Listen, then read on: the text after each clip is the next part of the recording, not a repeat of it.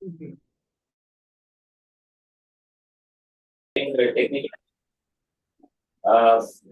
on a different topic, that is the services under the NPNCD program which are being currently implemented in the field, that shall be discussed by Dr. Sunny Sonkar, DADG. Then the screening and diagnosis of chronic respiratory diseases shall be taken up by Dr. Sandeep Salvi. We welcome you, sir. And effective management of COPD and asthma shall be dealt by Dr. Suryakant sir from KGMU. We welcome you, sir. So, as we are all aware that Doctor Day is celebrated on 1st of July to honor the role of physicians in our society, and this day commemorates Dr. Bidhan Chandra Roy, popularly known as BC Roy, the second Chief Minister of West Bengal and a renowned physician who was born and passed away on this day. So, sir, with this, I would like to request Dr. S. Swasti Charan, sir, the program head, additional DDG, National NCD Division, to start to discuss upon need for addressing common chronic respiratory diseases. Over to you, sir.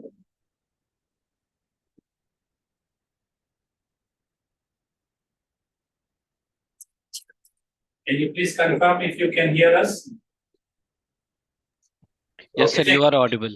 Thank you. Good afternoon, sir. DGHS, sir, Dr. Atul Goyal, sir. We thank you for joining us here in this very important webinar, a series of webinar on NCD program issue of programmatic areas we have been conducting. And today, very aptly on Doctors' Day, we are observing this Doctors' Auspicious Day, as well as trying to discuss on one of the important yet neglected areas of NCD, which is known as the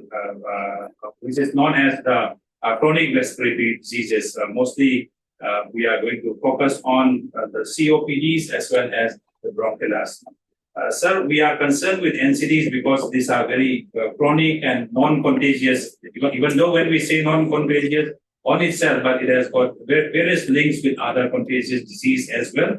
And they lead to lots of functional impairment, disability, and premature deaths. NCDs constitute a large number of diseases, and according to our global agreement, we are focusing more as of now to cardiovascular diseases, cancer, COPDs, diabetes, etc., along with other complications like stroke, STEMI, etc., and which are also responsible for premature deaths, particularly in developing countries like India.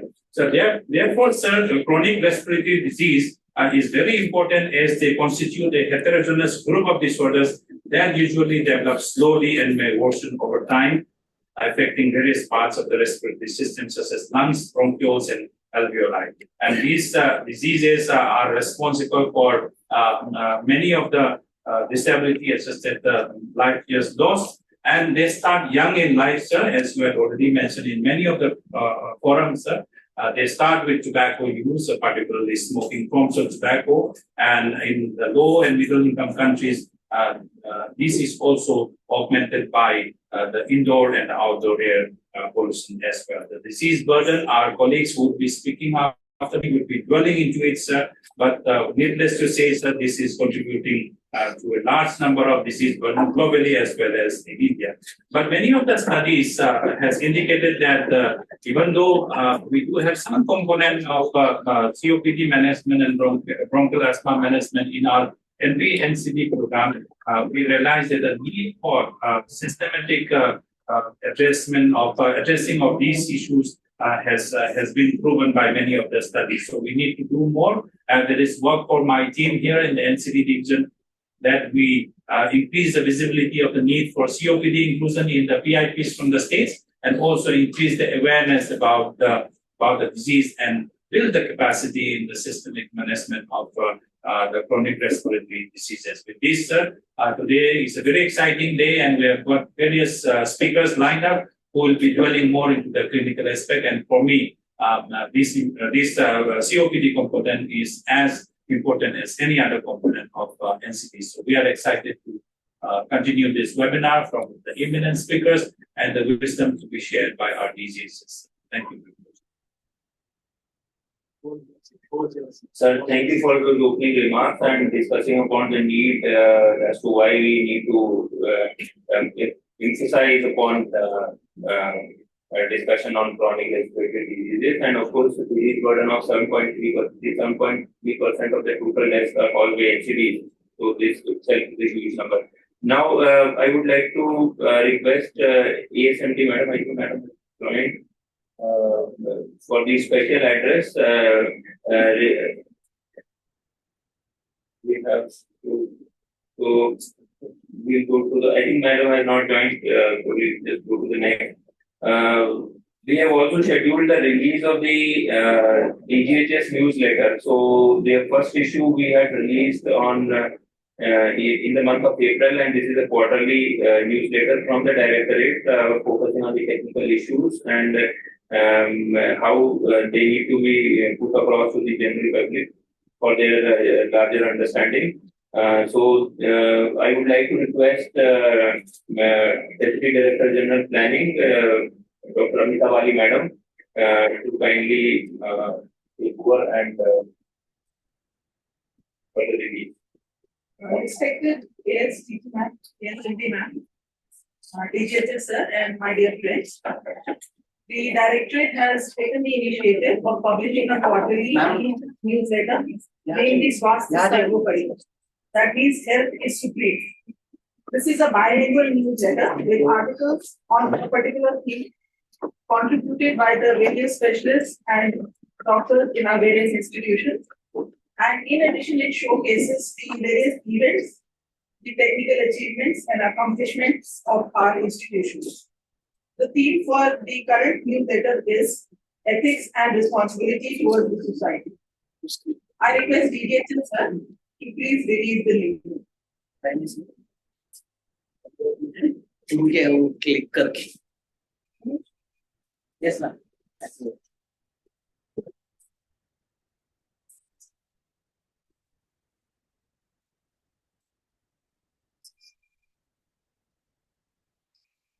Okay, I just say it out loud. So, I hereby release the second newsletter from the Directorate General of Health Services. The first one had focused on environment.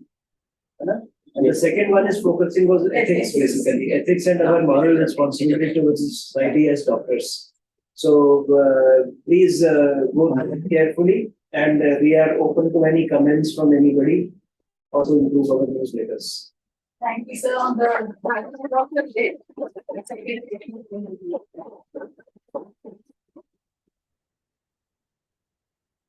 And sir, we are joined in by this webinar. We are joined in by the state nodal officers from all over the country of the NCTs, and then from students and faculty from the medical colleges as well. So this newsletter shall be go along with addressing the issues. And for the information of the audience, it is a quarterly newsletter, so it is released every quarter. So for July, we have released it today. So for the next quarter, it will be in the month of October. And some members from IMA also have joined. So we have a very large audience. It is available in our DGHS Directorate website, and also we also share it with all the state governments as well. So on email, we can share it here also. We shall share it in the chat box as well. Yes, sir. So thank you, sir, for releasing the second issue of the newsletter. Now I would like to request respected Dr. Atul Goyal, sir, Director General Health Service, for such keynote address and guiding us as to how we can work upon combating the chronic respiratory disease with respect to health promotion and other aspect management as well. Over to you. Okay, so briefly, few words about the Doctor's Day. I think people will send a lot of messages on. People send a lot of messages to me, Happy Doctor's Day. So I record back, I say, what's happy on the Doctor's Day? You see, Doctor's Day is the birthday and the death anniversary of Dr. B.C. Roy, who was a physician. But we've killed the physicians completely. We've destroyed the physicians completely. Today we talk of specialists. We don't talk of physicians at all. Whereas the most important aspect of modern medicine in the society is having good physicians who can actually prevent tertiary care, who can actually manage the patients beforehand. We are not even talking of that. So some reflection needs to go on where the medical profession has come. We made modern medicine so expensive, it is out of the reach of the common man. So some of the reflections that we should actually look at when we talk of observing a doctor's day or celebrating a doctor's day. So that's about the doctor's day. Then coming to COPD, while cancers take center stage for various reasons, and those reasons are all commercial, because you talk of diagnostics or you talk of treatment modalities which are very expensive, which benefit the healthcare industry. Somehow respiratory diseases take a backseat. Why they take a backseat is for two reasons. When you talk of chronic respiratory disease, they affect the poor class, generally the poor class, non-affluent class, who can't afford the medicines. And secondly, people who suffer from, say, tuberculosis, who have destroyed lungs, they have chronic respiratory issues. If you will analyze the literature, you will realize that rest of the conditions, the prevalence has started coming down. But respiratory diseases, it's a constant upsurge in the term of respiratory failures that develop over a period of time. And respiratory failures have virtually no treatment. You either are dependent on home ventilatory support, on BiPAPs, and not many can get a lung transplant. That's not the answer. So I think prevention of respiratory disease related morbidity and mortality needs to be addressed much more than the other diseases. But why it takes a backstage is because there are very little therapeutic modalities, there are very little preventive aspects. So it's like, when you talk of preventive aspects, nobody talks of it because it's not beneficial. It will be beneficial only to the public. So the program needs to address. The NCD program needs to focus on prevention of NCDs. And probably if you would have invited Dr. Rajkumar here also, I have discussed with him that we should initiate something on the prevention of NCDs as a program, or rehabilitation of NCDs patient in home care. We talk of palliative care for cancers, but we don't talk of home care for these patients with chronic respiratory disease. So I hope these two aspects the program can take care of, and we can design certain mechanisms to do even pulmonary rehabilitation. They're very simple things. Patient of chronic respiratory failure will benefit immensely from respiratory exercises and yoga at home. But somehow things are not taken in that direction. That needs to be taken. So much so from me, and you have good experts, I think, to address your webinar. I would proceed for my next meeting. Thank you.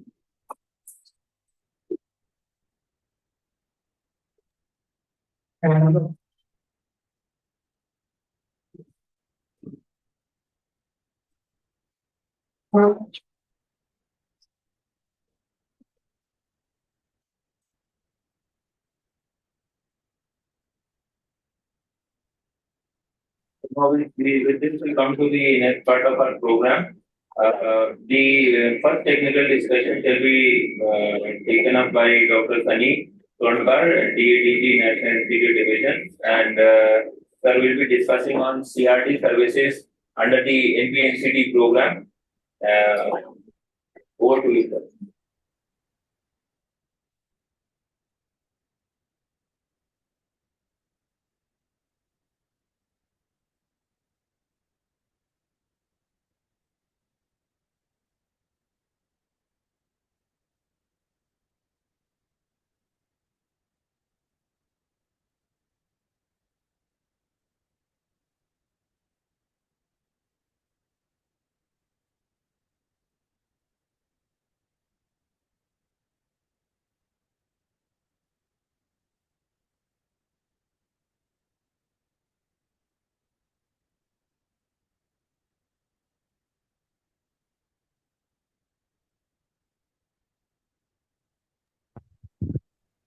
Am I audible? So, okay. Yes, we can hear you. Okay, so we are trying to connect, and we will start the webinar once again.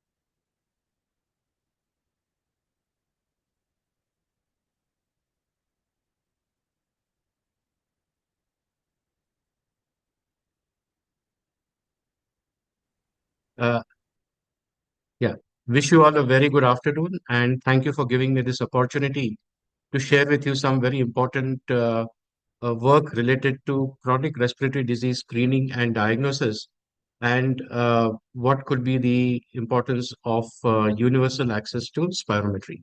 So I'm going to focus my presentation on the diagnostic areas for chronic respiratory diseases.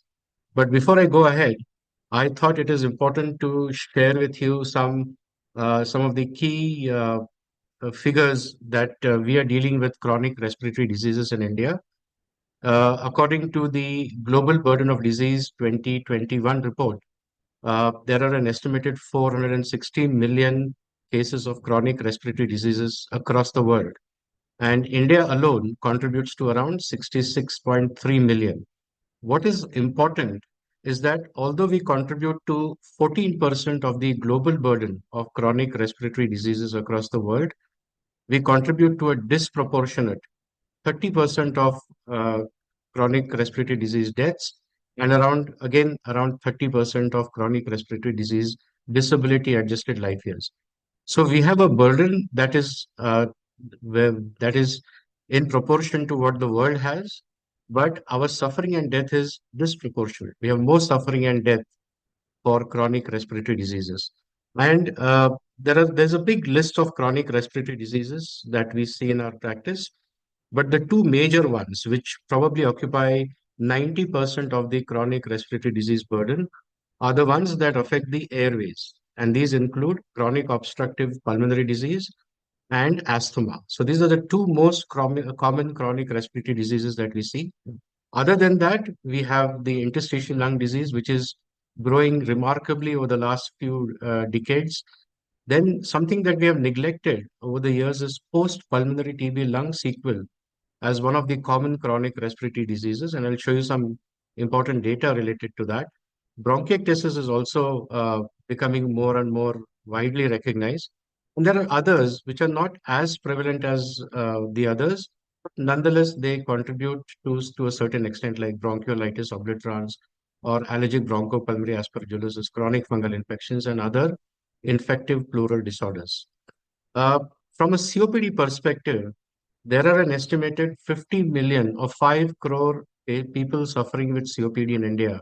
And again, a very disproportionate 17% global burden, but close to 30% deaths and DALYs. And a paper that we have just completed, not yet published, is the contribution, the economic burden of chronic obstructive pulmonary disease is around 100,000 crore rupees per year in India. And if you look at the Sustainable Development Goals that the WHO, to which we are also associated, is the fact that we have to reduce the NCD deaths by 25%. Just a little highlight about asthma. There are an estimated 37.8 million asthmatics in India, roughly 3.8 crores. But the sadder part is that India contributes to 46% of the global asthma deaths. So out of 100 people who die in the world, 46 are from India. Earlier it was 43, but the latest GBD report of 2021 has increased that to 46%. Post-pulmonary tuberculosis sequel is another very big problem that we have not recognized. So once a patient has been diagnosed and treated for pulmonary tuberculosis and declared as cured, that is not the end of the problem. In fact, that is the beginning of a problem for about half the cases of those who had pulmonary tuberculosis. And among these half, we did this study very recently, not yet published. Half of them have COPD, post pulmonary TB COPD. 26% have prison, which is early part of COPD.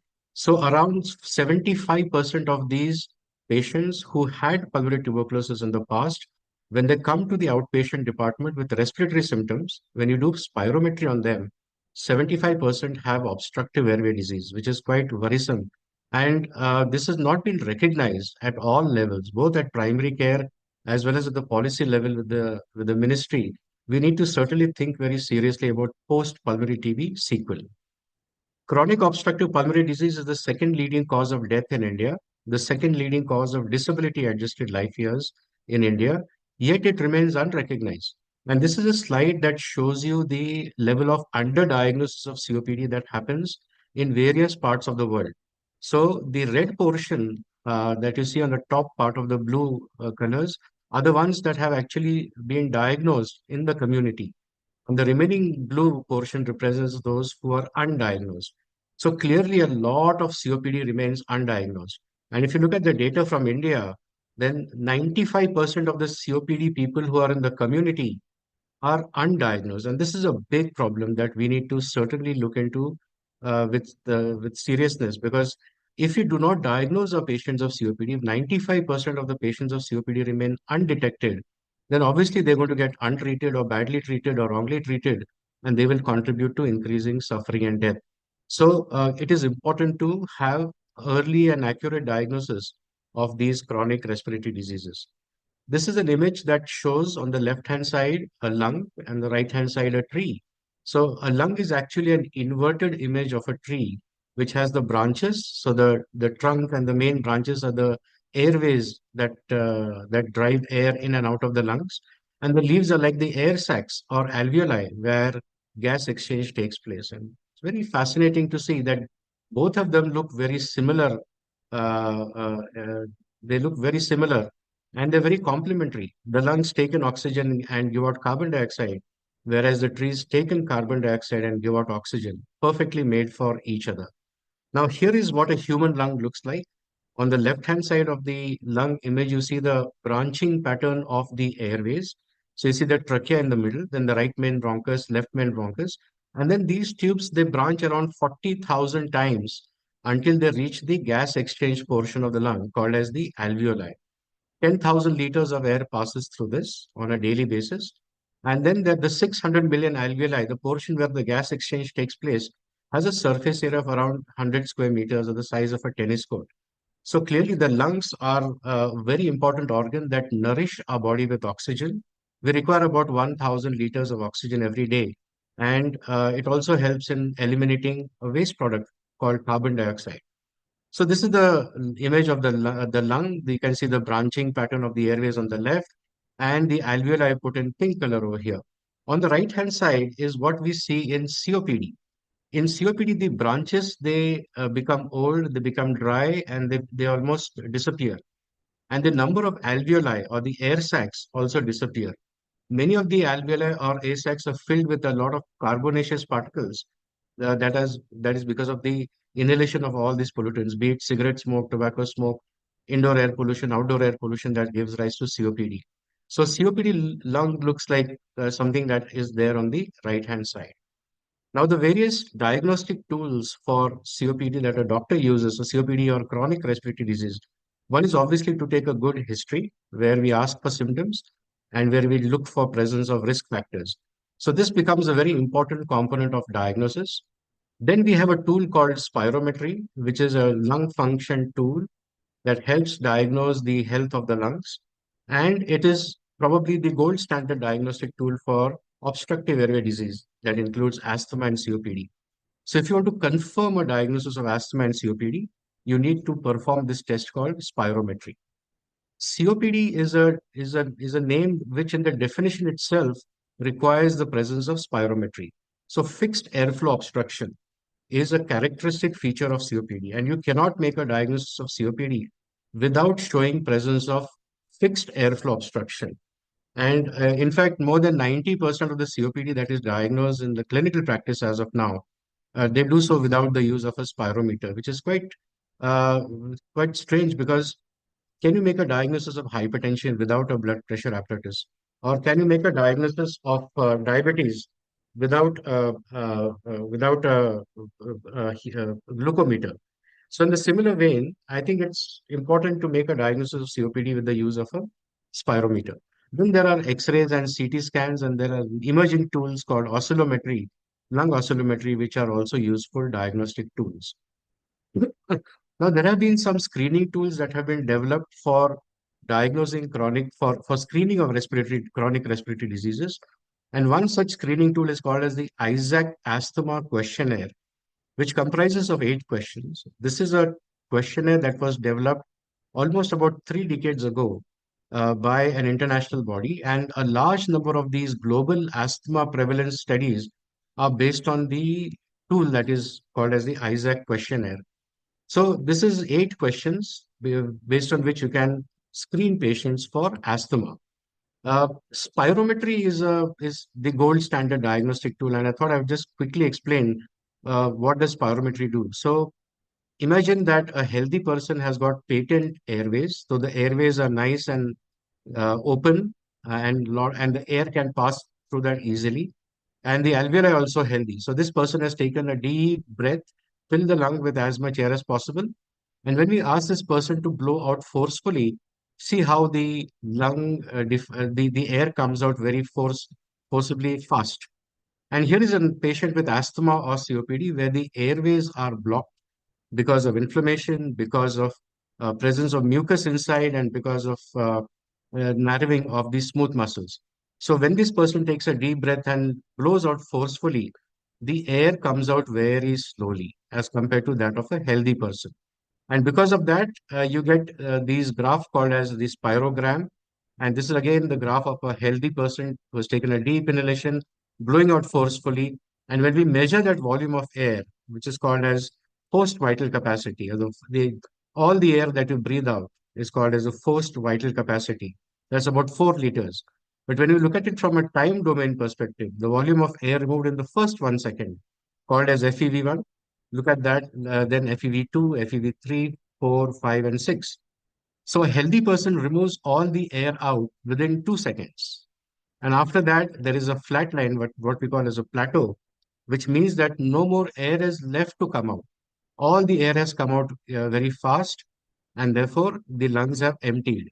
But when you take a patient of obstructive airway disease such as asthma or COPD, and I showed you the animation that the air comes out very slowly, when you see the same thing on a graph, you can see that FEV1 is low, then the FEV2, 3, 4, 5, 6, which means that it takes a longer time for the person to remove all the air out.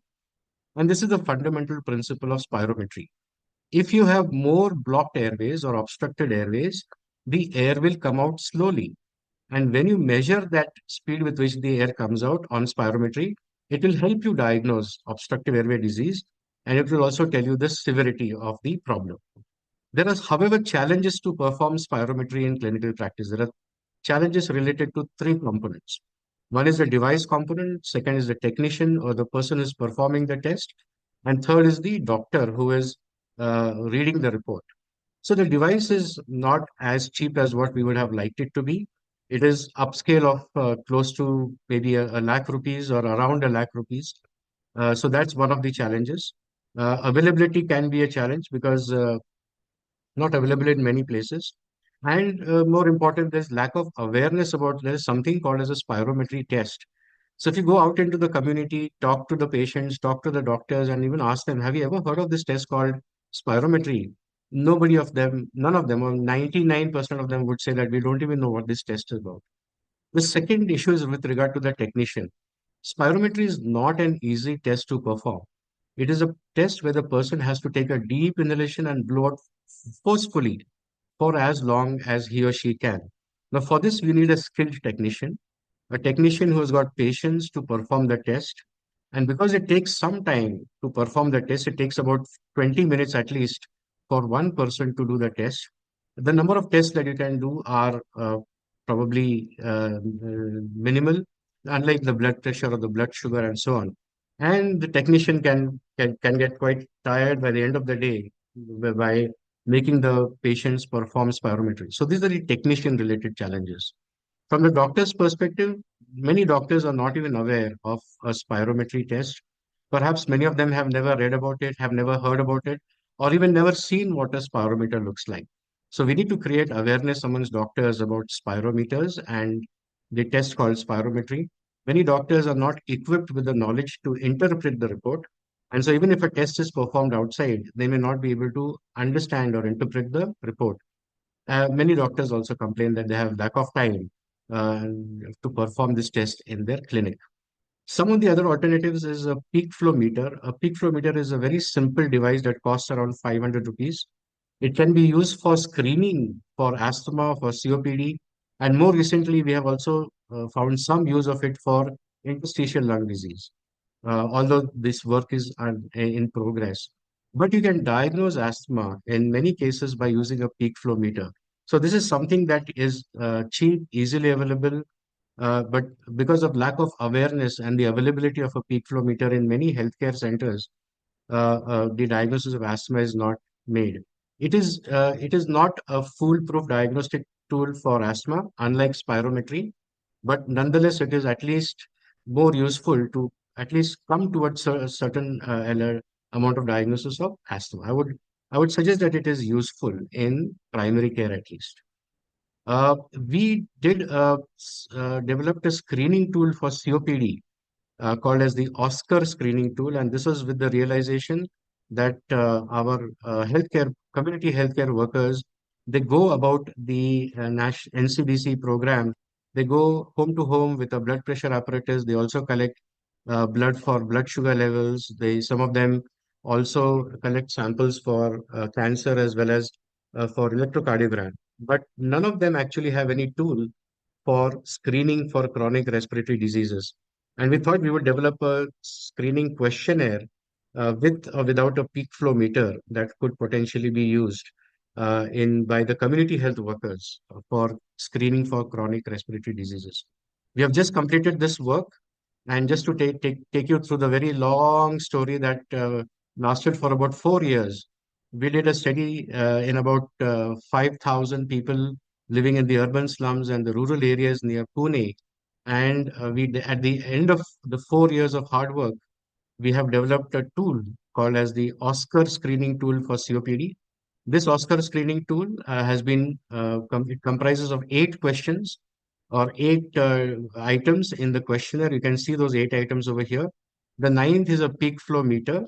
So if the cutoff for a male is less than 250 and for a female is less than 200, the total score is 15.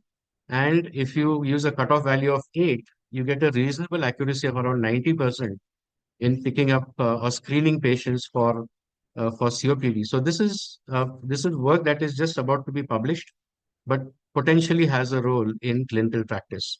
We are currently developing a screening tool for interstitial lung disease. It will take another 8 to 10 months. We are using a questionnaire and a peak flow meter to see if we can get any good accuracy or a reasonable accuracy for screening purposes for interstitial lung disease. So I would like to end by saying that chronic respiratory disease is a huge and a growing burden in our country. Early diagnosis is critical, is crucial, and but an early diagnosis requires gold standard diagnostic tools like spirometry. Spirometer is the most important diagnostic tool for asthma and COPD. Sadly, the spirometry availability, the training component of it, the availability of trained technicians, it's a big challenge that we need to overcome. And I believe that if we really want to bring about a change in the diagnosis of asthma and COPD, we need to promote universal use of spirometry, both at primary care level and most certainly at secondary and tertiary care centers. Uh, Other than that, there are research studies that are currently ongoing to develop simpler screening tools that use a set of questions and simpler tools like a peak flow meter that may have potential in screening patients for chronic respiratory diseases. So I'll stop over here. And if there are any questions, I would be more than happy to answer. But we need to take a positive direction, positive step in the direction for chronic respiratory disease, early diagnosis and screening. And I think maybe we can have a discussion to see how we can make that happen for our country. Thank you very much. Would like to request Dr. Suryakant, Professor and Head Department of Respiratory Medicine, KGMU, Lucknow, to discuss upon the effective management of COPD and asthma.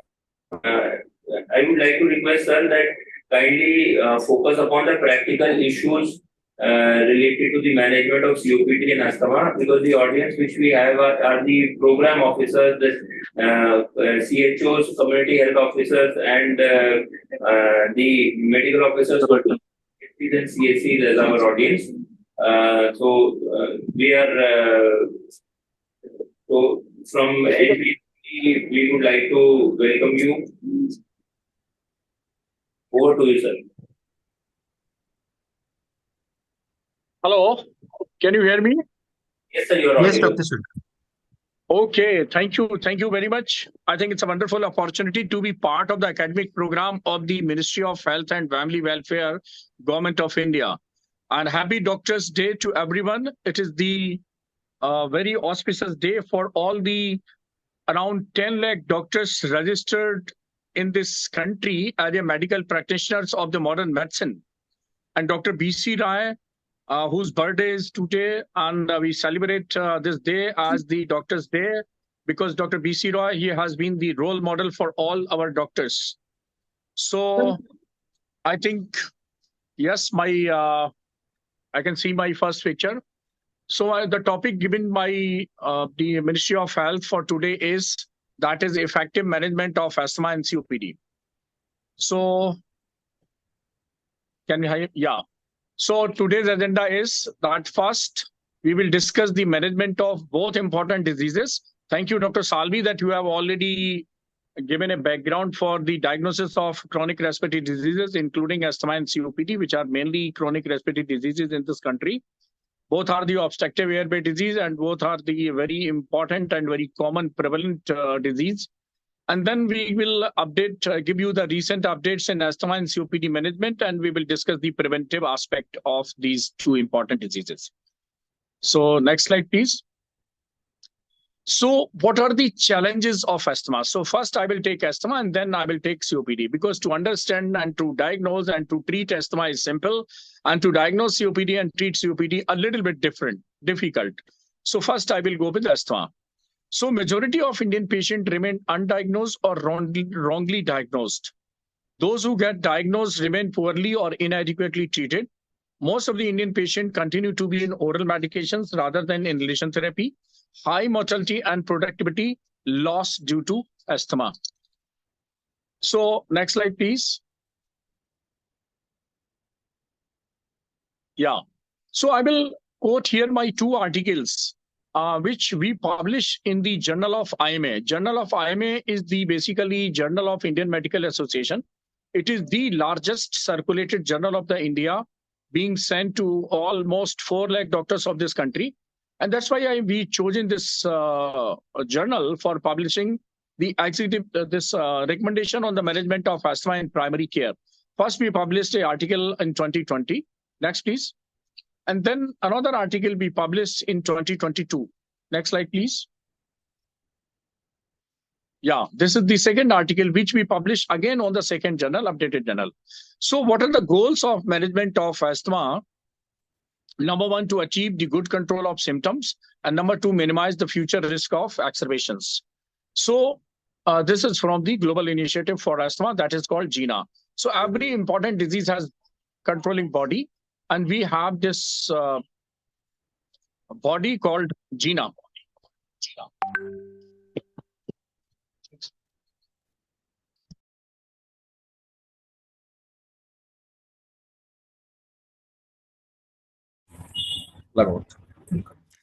Yeah, so this body has recommended the goals of treatment. The first is to achieve good control of symptoms and to minimize the risk, the future risk of exacerbations.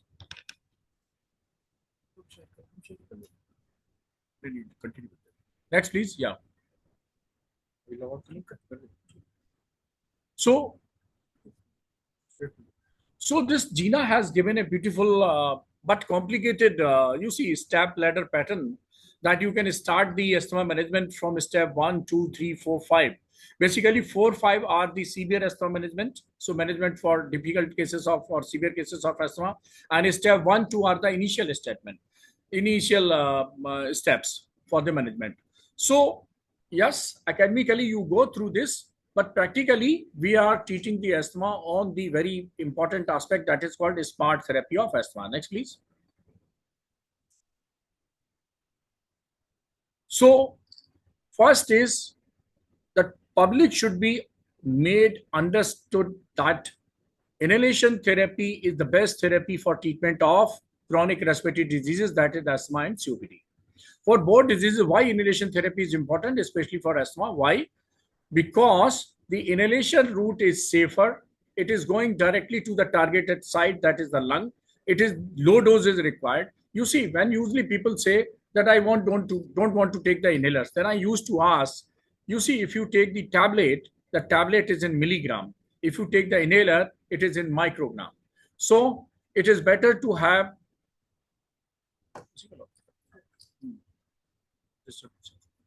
So it is better to take inhaler. Why? Because the inhaler has got doses in microgram. The tablet or syrup is doses is milligram. So 1 milligram is equal to 1000 microgram, means the inhaler dose is approximately 1000 times lesser than the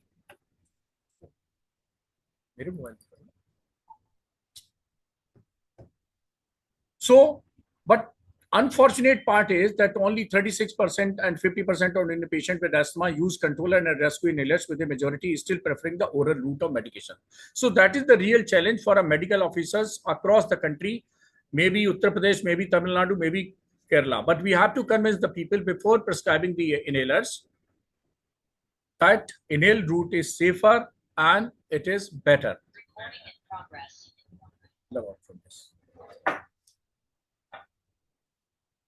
Next, please.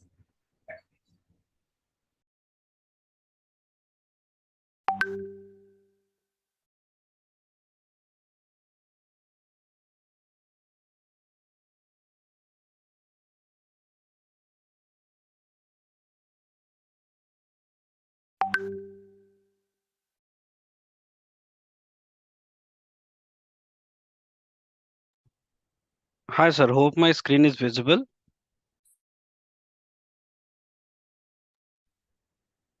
Yes, it is visible. Yes, yes, Yeah, yes. please next.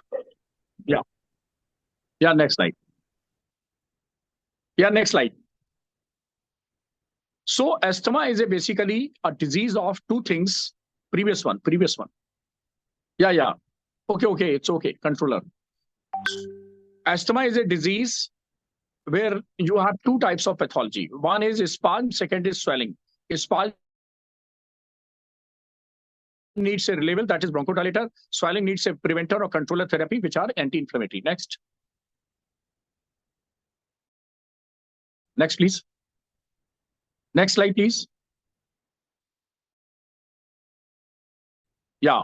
So controller medications, they can be inhaled corticosteroid, which may be beclomethasone, budesonide, cyclosinide, fluticasone, or they can be the simply montelukast, or they can be the ICS plus lava combination, beclomethasone plus formoterol, budesonide plus formoterol, fluticasone plus bilanterol, fluticasone plus formoterol, fluticasone plus salmeterol. So different ICS preparation, different ICS plus long-acting beta-2 agonist preparation, and a montelukast, they can be used in according to the suitability of the patient. Next, please.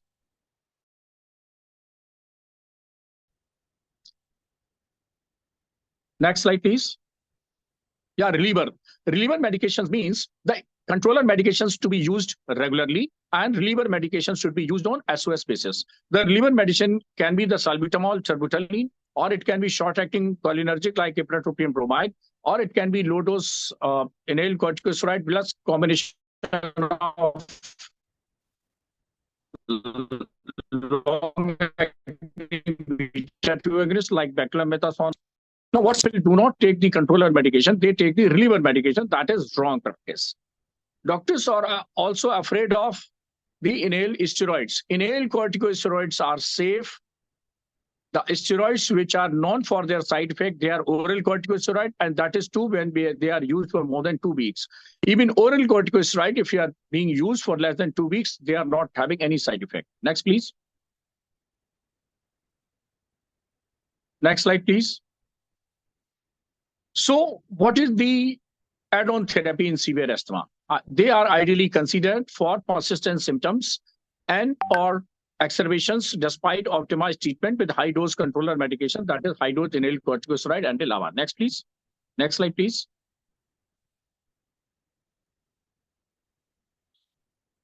Now, if you see the add-on therapy, means when you are treating a patient with an inhaler, which consists of inhaled corticosteroid and a long-acting beta-2 agonist, and you are also using the SOS beta-2 agonist reliever therapy, and still patient is not responding.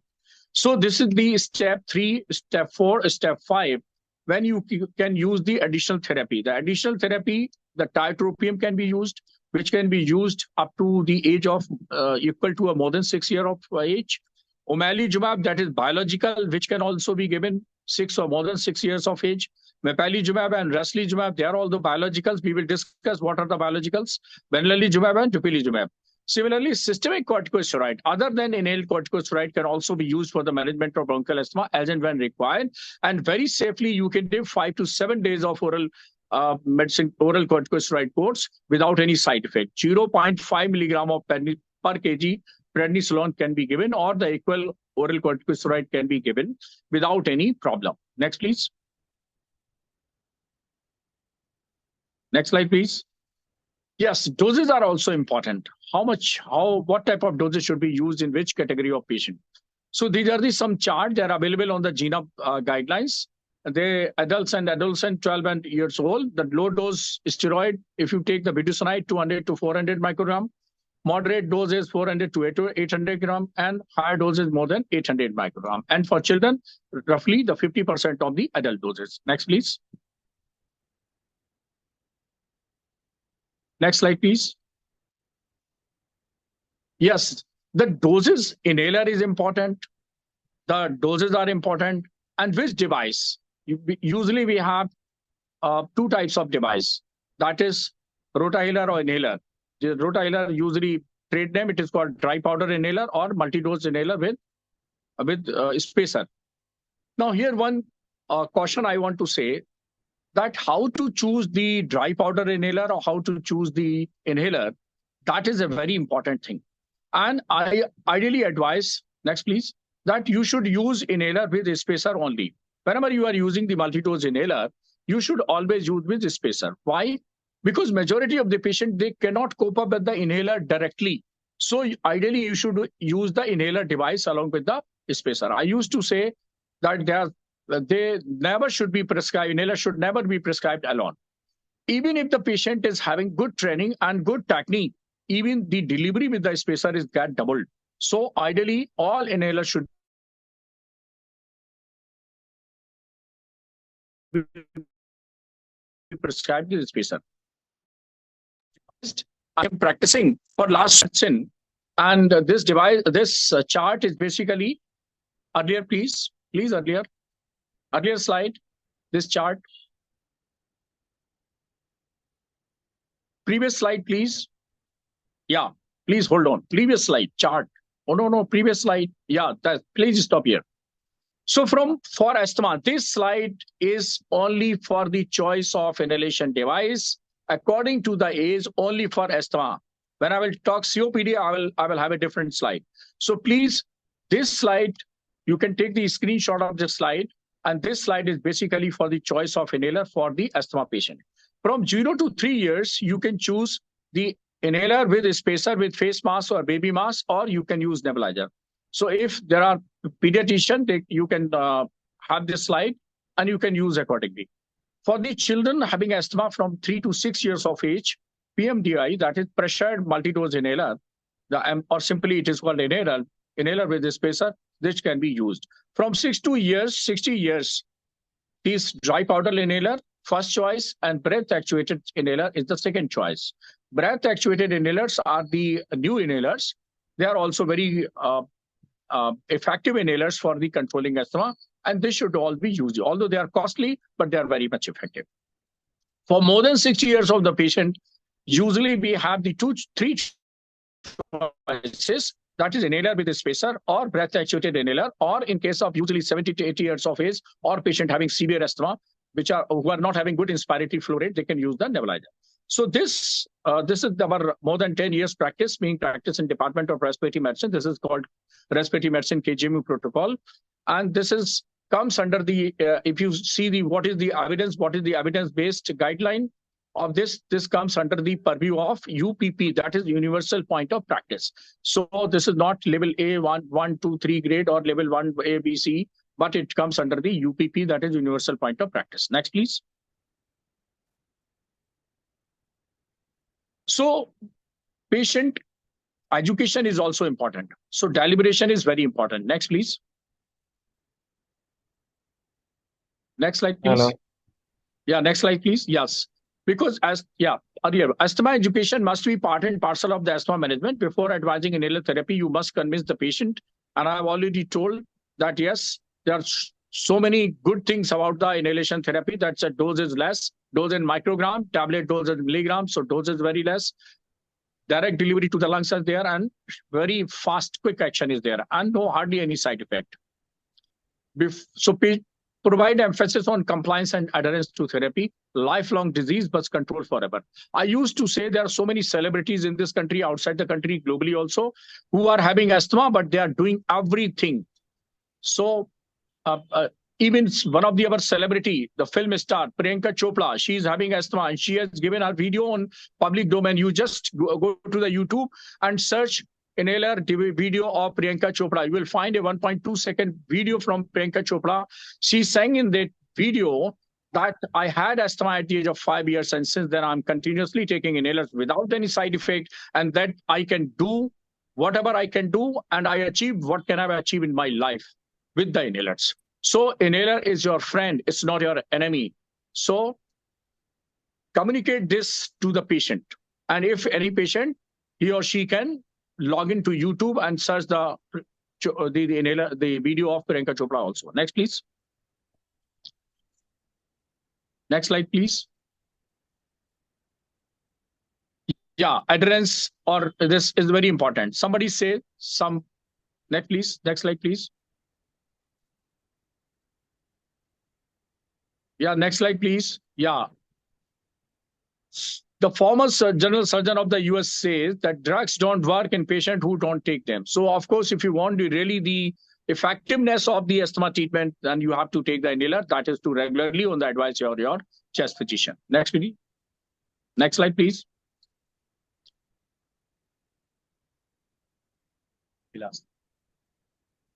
Yeah. But the problem is that 67% of asthma patients in India reported exacerbation the previous year. That's why we are facing the mortality of asthma. The global share of mortality asthma is 46%. Means every second patient of asthma is dying is here in India only. So 78% of asthma in patient reported missing work or school in last 1 year. That is also a problem. Only 36% and 50% of the Indian asthmatics use controller and rescue inhalers regularly. So that is a very pity situation. We have to kind of switch over from the oral therapy to the inhalation therapy. Next slide, please. Next slide, please. Other therapies. Next slide, please. Next slide, please. Yeah, so 3 important are the other therapy regarding other than the inhalation therapy. If somebody asks you what else than the inhaler, so in addition to inhaler, and you can try allergen immunotherapy, biologicals, that is novel therapies, and bronchial thermoplasty. The 3 therapy are also available for the management of asthma, and we should know as a medical officer. Next, please. Yeah, Kasi. Next slide, please. Please do it quickly. Yeah, allergen immunotherapy. Yeah. So, yeah, next slide, please. Next slide, please. Yeah, the administration of low then sequentially increasing dose of allergen in patient with Ig-mediated disease is called allergen immunotherapy. And for 3 important allergic disorder, allergic rhinoconjunctivitis, allergic asthma, and insect sting anaphylaxis, they can be very well managed with the allergen immunotherapy. Next slide, please.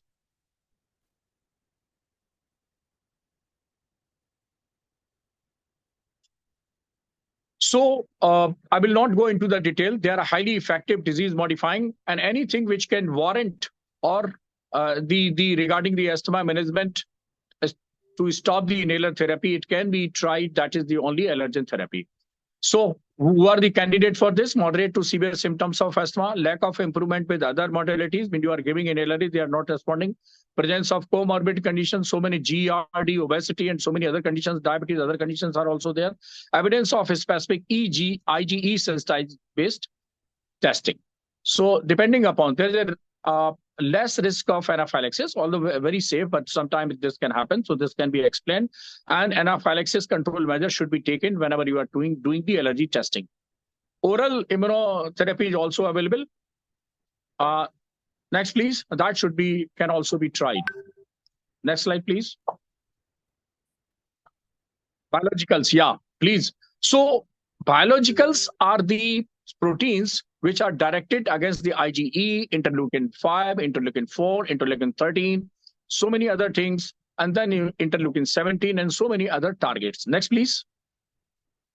Next slide, please.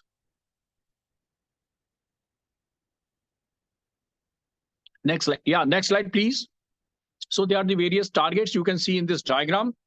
This is a busy slide, and this slide is showing various. So this is the slide. How you select various biologicals for the management of severe asthma. Means you have tried the higher dose of inhalers, you have tried the other additional therapy like tiotropium, you have tried the triple inhaler therapy, so many things you have tried, but your asthma is not controlled. So you can try it. So if the serum IgE is raised, then he's a candidate of severe allergic asthma, and anti-Ig omalizumab biological can be tried. If the eosinophils are significant raised, this is labeled as eosinophilic asthma, and you can use the anti-interleukin 5 or anti-interleukin 5 receptor antagonist like mepolizumab or benralizumab, or you can use the anti-interleukin 4R dupilumab, which right now not available in India. Very soon it will also be available in India. And for neutrophilic asthma, where not serum Ig is raised, nor eosinophils are raised, such type of asthmatic, they should be treated with bronchial thermoplasty or long-term macrolides. Next slide, please.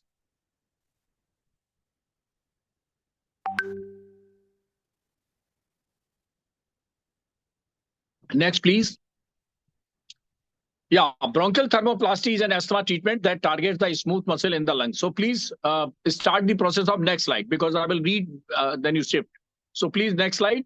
The treatment uses heat to shrink the smooth muscle so it can tighten and relieve asthma symptoms. The treatment involves 3 sessions with 3 weeks in interval in each session. Next slide, please. So when I say next slide, please start the process of next slide. Otherwise, I have to waste my time and your time, audience time also. So then coming to the non-pharmacological treatments. Somebody asked you, is there any non-pharmacological treatment? Yeah, they are, and they should all be tried. Cessation of smoking is must. One cannot continue inhaler as well as smoking. So smoking cessation is must, and every PSC, CSC district hospital of this country should have a smoking cessation clinic if you really want to manage the chronic respiratory diseases. Physical activity, some physical activity must be there.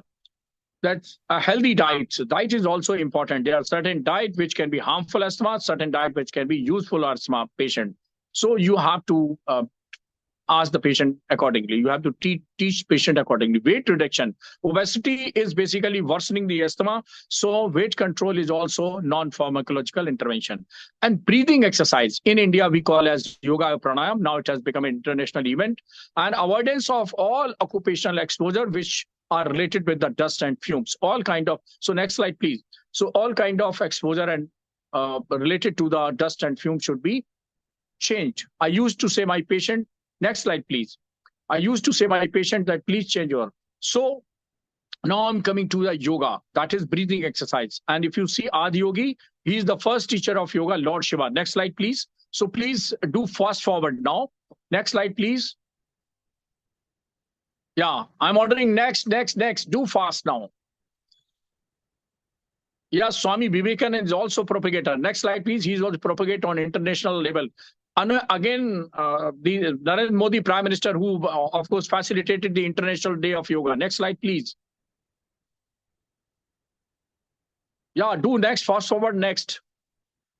Please fast forward the next, because there are some yoga slides. I will fast forward. This is the PhD done, probably the first PhD of the world done on the yoga and asthma, and this is the randomized control study. And this was done in Department of Respiratory Medicine. They are the various asanas and yoga which were practiced during this PhD research work. Next slide, please. And you can see in the pictorials different yoga. Next slide, please. Do fast forward, please.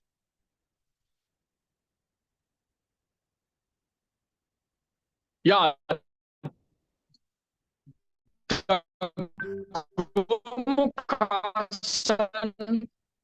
and the Bhujangasana. There are so many asanas. And this is again postdoctoral fellowship done in our Department of Respiratory Medicine. But only thing is not get rid of inhaler. You have to use as an adjuvant therapy yoga. And these are the various advantages of yoga, a lot of advantages of yoga, but you cannot get rid of inhalers. You please continue inhaler, do yoga side by side, do pranayam side by side. Maybe that your inhaler dose may be reduced and you may have good quality of life. Then we have a lot of publications, 21 publications we have on yoga and asthma, probably the largest in the world on this topic. These two books have been released by Prime Minister Modi on the eve of the third anniversary of new education policy, and two are from my side. One is yoga.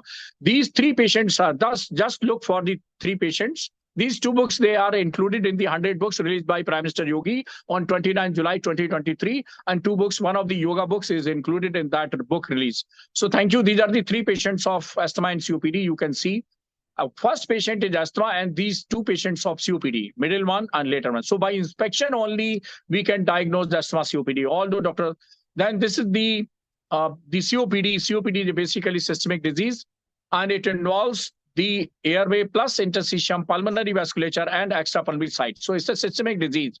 So asthma is a disease confined to the airways only. COPD is a disease which is going beyond the lung. It involves the airway, interstitium, pulmonary vasculature, and extrapulmonary, all organ of the body. This is our publication. This shows correlation between the various phenotypes as per the GOLD guidelines and what happens to their presentation and outcome. This study has been published and if somebody is interested can go published in Curious Journal in the year 2022. Next slide, please. Next slide, please.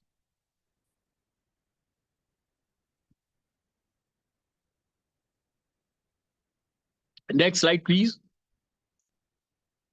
Yeah, next, please.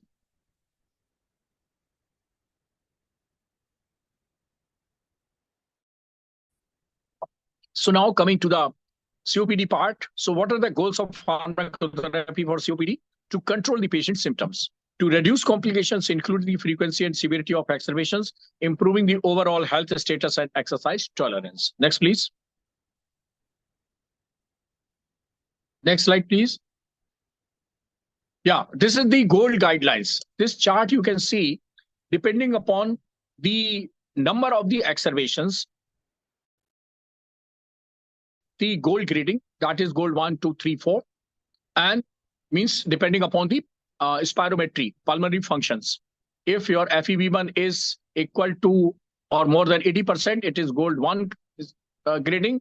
If it is between 50 to 79, 2. If it is 30 to 49, it is 3. And if it is less than 30, it is 4.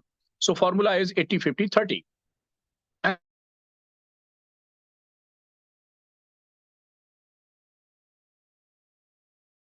And number of the exacerbations. If there are 2 or more than 2 exacerbation or 1 exacerbation, and we treat the patient according to the 3 group, that is A, B, and A, B, C, D. Now it is A, B, and E. In A, usually the mild COPD, or you can say the golden 2024A, where the exacerbations are less than 1 or no, where the gold grading is also less, and where the MMRC grade is also 0 to 1. This A requires usually bronchodilators. So usually we have the LABA bronchodilators, and we can treat the patient accordingly. But while in B and C, we require 2 inhaler or 3 inhaler therapy. So in single inhaler, we can treat the gold group A. With 2 inhalers, we can treat with B, or 2 or 3 inhalers, we can treat the group E. Next, please. That is how the policy of treating COPD is, as per the GOLD guidelines 2024. So this is the same thing, that group A, only bronchodilator, group B, that is LABA plus LAMA, that is long-acting beta-2 agonist plus long-acting muscarinic agent, and a group C, the LABA-LAMA, or you can consider the triple inhaler therapy that is now very much popular nowadays for severe asthma and some subgroups of COPD. That is a combination of LABA, that is long-acting beta-2 agonist inhaler, the LAMA, that is long-acting muscarinic agent, tiotropium or some other inhaler, and some inhaled corticosteroids. So 3 inhaler. Now 3 inhaler, they are coming in 1 inhaler. So 3 in 1. So you can use the single inhaler maintenance therapy, that is the triple inhaler maintenance therapy, TIMT, in a single inhaler. So it is better to have, if you have a categorized patient, that it requires all three inhalers, that is the long-acting beta-2 agonist, long-acting muscarinic agent, and inhaled corticosteroid. So use single inhaler. So now various formulations are coming in a single inhaler, all three drugs. Next, please. And one-day therapy, once-day therapy. So now the COPD therapy and asthma therapy, for severe asthma therapy, that has become a very smart therapy. Next, please. So various drugs you should know, although I mentioned, but beta-2 agonists, we have short-acting beta-2 agonists, salbutamol and levosol. They should be used on SOS basis only. They are never used regularly for either for asthma or for COPD. Long-acting beta-2 agonists, salmeterol and formoterol, they should be used with combination with inhaled corticosteroid or with LAMA as a double or triple inhaler therapy. Ultra long-acting beta-2 agonist, that's a intracaterol, can also be used in place of salmeterol. Anticholinergic, short-acting anticholinergic, cepratropium, should be used only for the SOS basis for the management of COPD or some severe cases of asthma. Long-acting anticholinergic, tiotropium or glycopyridinium, can be used for the COPD cases of A, B, or E group. Next, please.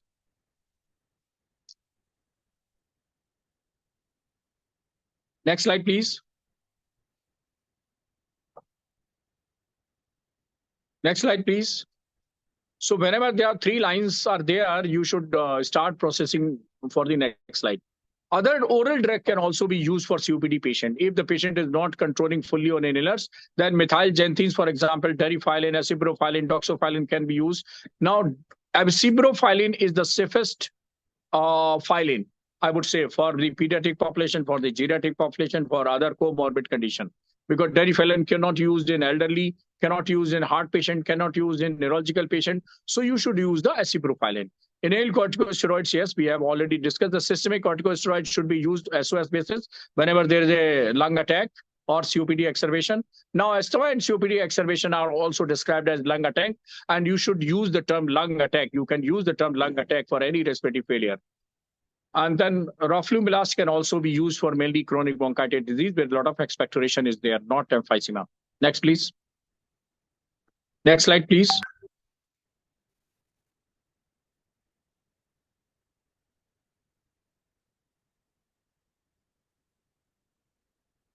Yeah. Now coming to the choice of inhalation device for Indian patient. This is again the slide developed by me. Very simple slide. Asthma slide, I have given a table which we are practicing. This also. The three choices there again: the dry powder inhaler, the meter dose inhaler with a spacer, or breath actuated inhaler, as I mentioned, BAI, or nebulizer. So what are the factors for selection of inhalation device? If you see my personal choice is inhaler with a spacer. That is my personal choice for the COPD patient. And dry powder inhaler is my choice for the asthma patient. So what are the factors? Age of the patient. More age, more elderly, chances are that patient not be able to take even inhaler with a spacer. So more the age, chances of prescribing nebulizer is there. Severity of disease. If the disease is severe, then of course you cannot try the dry powder inhaler, because during the exacerbation, during the lung attack, dry powder inhaler or rota inhaler, they don't work. So please, whenever you are selecting the device, don't prescribe DPI for the severe COPD. And I this used to tell my pharmacological colleague also that most of the time they are coming with the dry powder inhaler combination for the COPD, and I usually reject them, that I will not prescribe. Why? Because my choice for this elderly for this COPD patient is usually inhaler with a spacer. Because COPD patient, they are mostly middle-aged or elderly or a more severe, having severe disease, and they are not cope up with the rota dry powder inhaler or rota inhaler. So that's why choice is inhaler with a spacer. Now, this is the non-pharmacological treatment. We have discussed the non-pharmacological treatment for asthma. Now, three non-pharmacological treatment for COPD also. One is smoking cessation, very important. Number two, the vaccination. And number three is the pulmonary rehabilitation. Next, please. The three things we will discuss here. Next, please.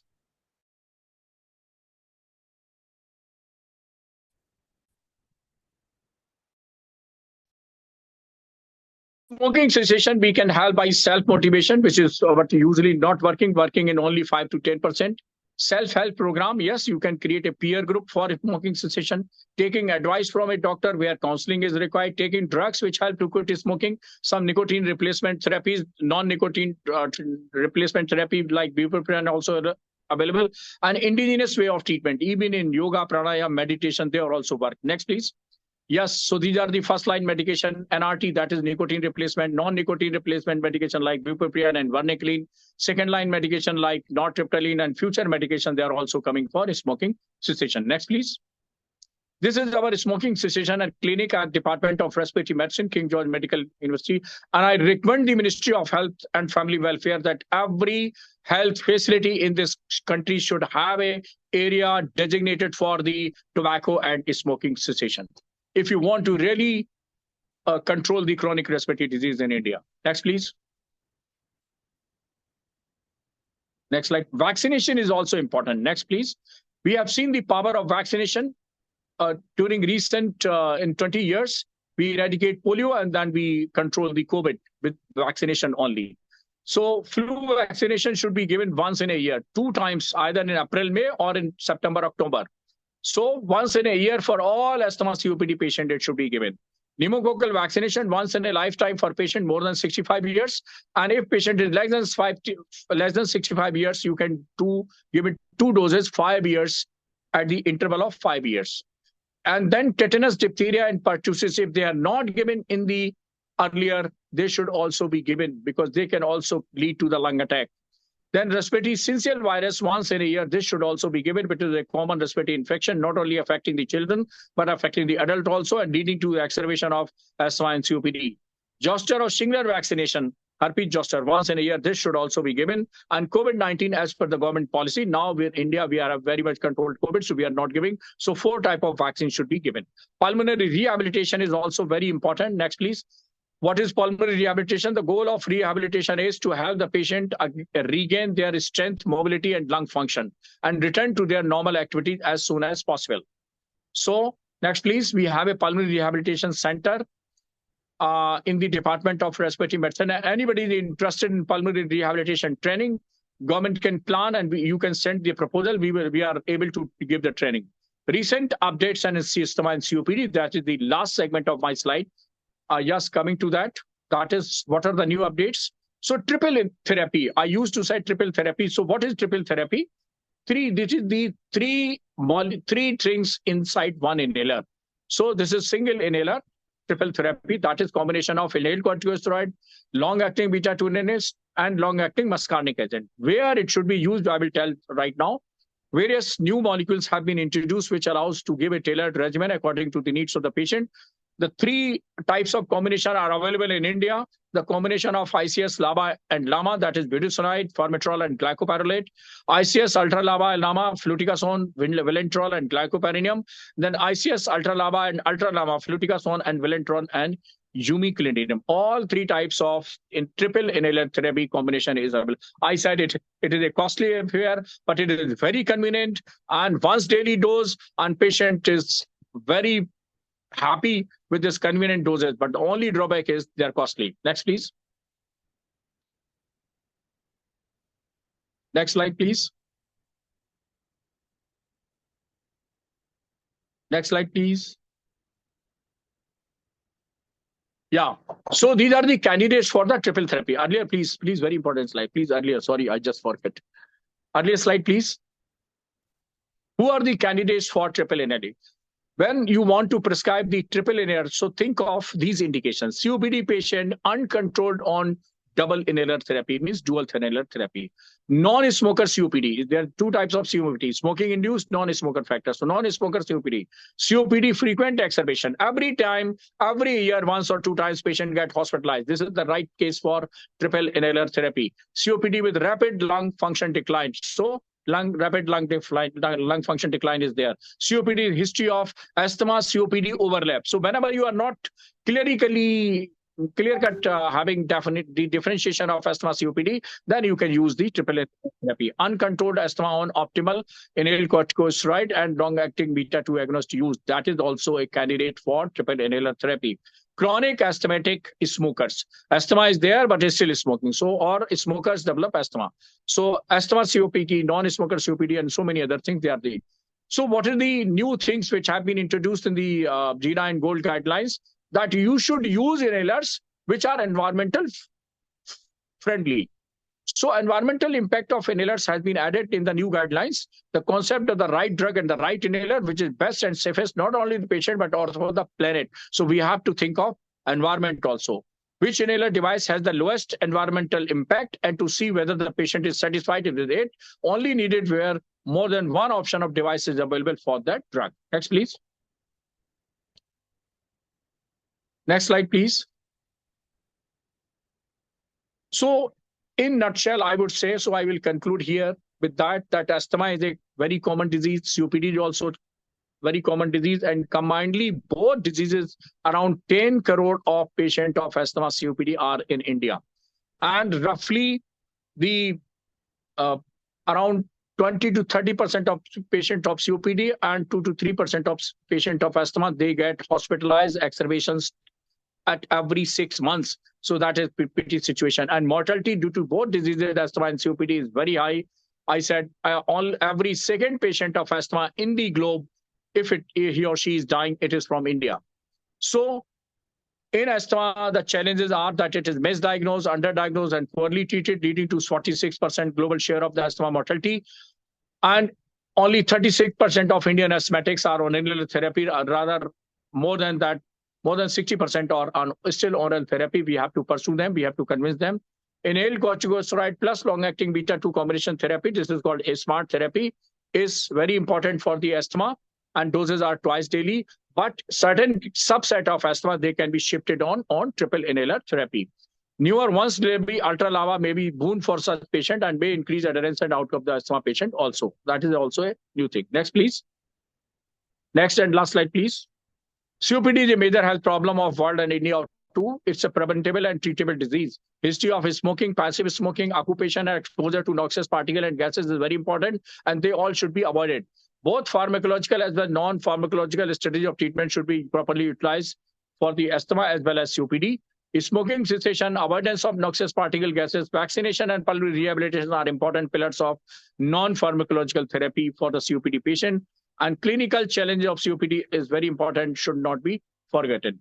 So with this concluding slide, I really thankful to the Ministry of Health and Family Welfare, Government of India, all the organizers of this, and a special thanks to my DG Health and all other officials who give me this wonderful opportunity. Thank you very much. If there is any question, I can answer. For that comprehensive presentation. Now I would like to request Dr. Tani Swankar, DADG, to present upon the programmatic aspects of chronic respiratory disease. Over to you, sir. Thank you, Dr. Avinash. Presentation, please. Yes, sir. Allow me a minute.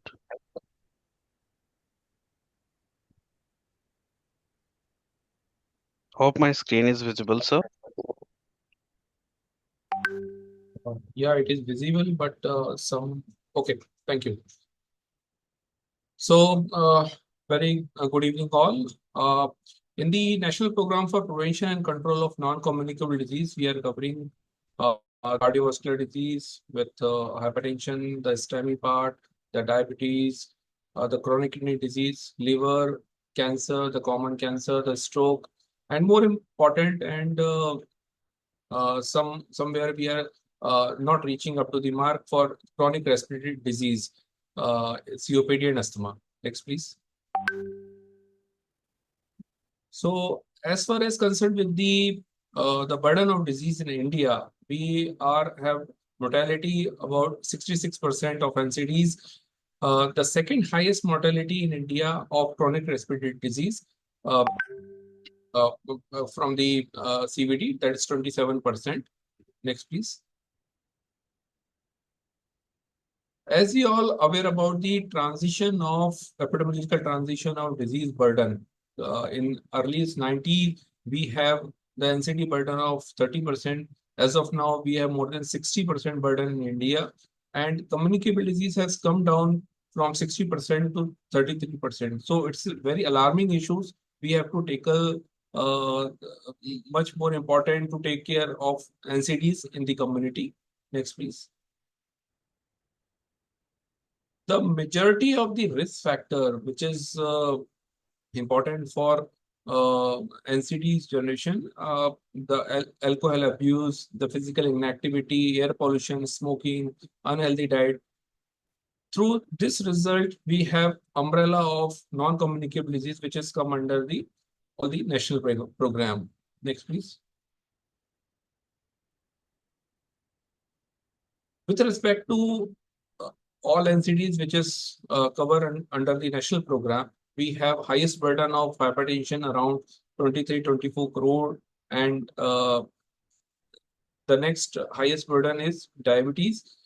But important is, since we have a good screening coverage in program for hypertension and diabetes, somewhere we are neglecting the COPD and asthma in the program. Since the burden is 4 crore, we need, and COPD is contributing around 18% of global burden. So it is also important to take care of the COPD part in India. Next, please.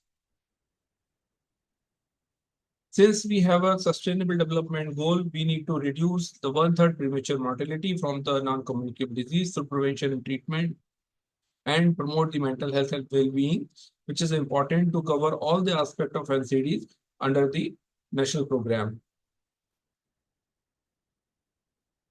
The program was initiated in the pilot phase in 2018. Over the period of times, we have covered all the districts where NCD services are available. In 2021, we have launched the COPD technical guideline, and in 2023, we launched the latest operational guideline of the NCD. And this time in 2024, we are building the national capacity plan for using of the point of care, include the spirometry as well. Next, please. Under the National Health Program, we have all components, including health promotion, population-based screening, the management of 30+ priority population for the all non-communicable disease. We have National NCD portal for data recording and reporting, the care continuum model of all NCDs. The National Multi-Sectoral Action Plan is also important to cover the whole of the government and whole of society approach. We have preventive aspect of NCDs, including Eat Right movement, Fit India movement in our program. Next, please. As I said, since 2008 to recent year, we have so much of progress in India. So comparing to 2014, we had around 2,000 of NCD clinic in India, and recently we have achieved 7,000 NCD clinic in the district hospital and community health centers. Next, please. So under the umbrella of non-communicable disease program, we have COPD services at PSC, below PSC, CSC, and district hospital level. The spirometer need to be the part of diagnostic at CSC and district hospital level as per our national guidelines. As of now, out of all the districts, so far we have covered only 400 districts. So I request all the program managers and of the states and UTs to cover all the district to provide the CRD services for COPD and asthma. And congratulate to the Andhra Pradesh, Bihar, Goa, Ladakh, Lakshadweep, Odisha, who have their 100% facility available with the services of CRDs. Next, please. Under the umbrella of NCDs, we have National NCD portal where targeted population to be enrolled around 51 crore, and 30 as of now 30+ population around 40 crore have been enrolled, and around 8 crore population have been ABHA linked. Next, please.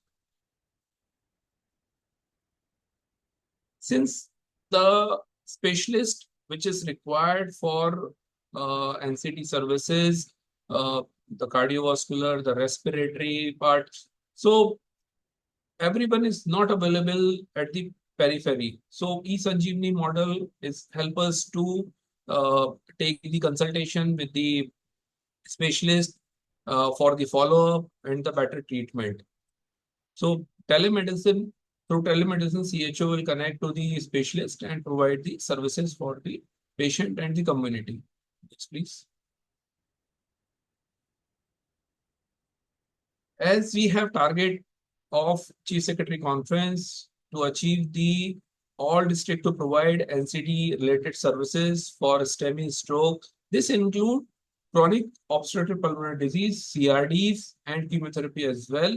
So far, the timeline to achieve this target is December 2025, and currently we have reached to 43%. Next, please.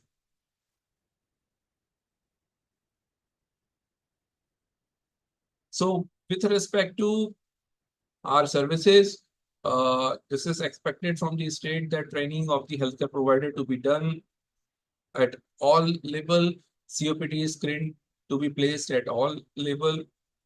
The access to diagnostics, spirometry and treatment, the tool to be procured, to be placed, placed at the suitable place, and continuous monitoring and supportive supervision is also required. And recently, what we received from the Department of Health Research, that the technical specification of point of care is also available that can be used to procure the equipment for the PSC level.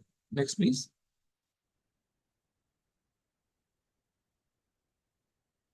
So what is really required for the way forward under the National NCT program? We need to do health promotion and behavioral change. As in the opening session of DGH sir mentioned that prevention is more important in the NCT part. So the vision from the illness to wellness through regular Eat Right and Fit India campaign to be promoted, school health promotion through wellness ambassador, inclusion of the Fit India in the CBSE curriculum, and to provide the health and wellness session on regular basis at the Ayushman Arogya Mandir. The whole of government, whole of society's approach should be integrated also with the Ayush activities. And we need to have management with the targeted approach for services to be available for all NCDs at the all level, and screening of 100% eligible population for common NCDs to be followed by the care continuum. Next, please. We need to have infrastructure for the diagnostic at the CSC level. As I said, since point of care equipment is also the specification also available, so that can be utilized at the PSC for the diagnosis purpose, where the telemedicine can be connected with the specialist chest physician for the confirmation. The use of technology for the 24/7 available, the telemedicine, telemental health, or tele-OPD services, universal availability of affordable drugs and diagnosis to be at the PSC level. The other linkages with the ministry, department, private sector to be done. And of course, we need to have the model of center of excellence in the medical college for each and every disease, where people can train and provide the services. One of the factor which is really required to focus on the accessing impact, the environmental factors, like we need to minimize the air pollution. We need to have a planned urban planning. We need to think on the climate change as well. The next, please.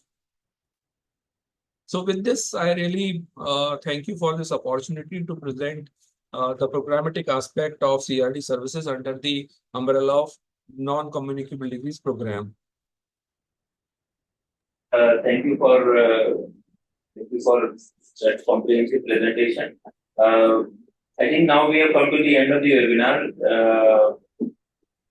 for the chronic respiratory diseases, and we can move forward with a vote of thanks. So I want to request you to give the vote of thanks. Thank you, Dr. Avinash. This webinar is not an end. We have a beginning where we can have the technical and the programmatic services across the country for the benefit of the community for the respiratory disease. As in the opening remarks by the Dr. Atul Goyal sir, DGHS, I really thank for their kind words that the prevention is really important of all NCDs, and we have umbrella of disease. If we target the prevention part, the control part, health promotion, we really lots of achievement. We can lots of achievement in our national program. So I request all the program managers at the state level, district level to come forward and provide the better services in the community. I really thank Dr. Swasti Sharan to lead the program in the technical way and timely guidance, what to do, what not to do. And under his leadership, we are revamping this program, the approach, and we really have to see the target 75 by 25 and also the chief secretary related targets we will achieve in time, definitely. And I really thank our experts, Dr. Sandeep Salve and Dr. Surikant sir, to provide the insight and the technical part for the COPD and asthma and respiratory part, and emphasize their emphasis on the what to be used in the community, which is better medicine, which is to be effective medicine. It's really insight for us. And I really thank all the participants, all the consultants, and of the National NCT Division, State NCT Division, and the team of Eco India for arranging this webinar and provide the support in time. Yeah, thank you so much.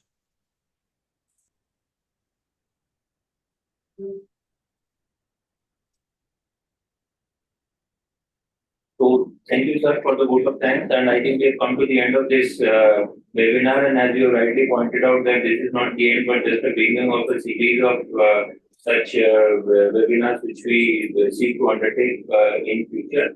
And such cross-learning and learning from the experts. We are thankful that two prominent experts have taken out time from their busy schedule, and they have been with us to share their experiences with district officers and as to how they can help contribute to reduce the disease burden of chronic respiratory diseases. So, on the behalf of National NCT Division, we are thankful to the participants who have joined online, and we seek your engagement. We shall continue to engage you in future for more such webinars. Thank you.